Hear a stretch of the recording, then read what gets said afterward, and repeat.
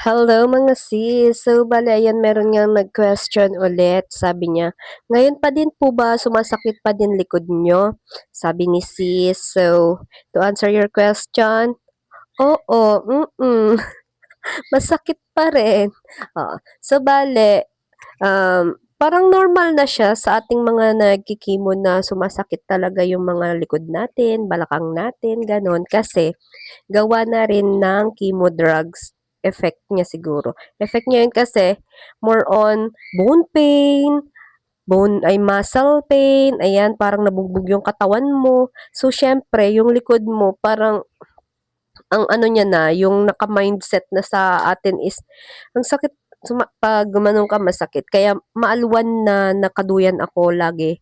Kasi, pag nakaupo ako ng matagal, mabilis mabilis mangalay. Pag nakahiga ka naman ng straight lang, 'di ba? Pag nakahiga ka ng straight, mabilis ka rin mangalay.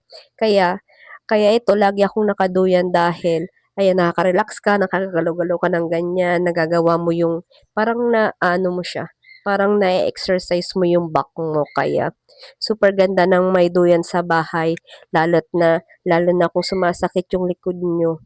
Para siyang stress reliever, pain reliever sa back natin 'tong duyan. Kaya magduyan na rin kayo mga sis, and oo, hindi pa rin nawawala yung sakit ng likod kahit na nagkikimo ka, kasi parang nadagdagan pa. Pero soon naman siguro mawawala yan. So ayun lang, goodbye.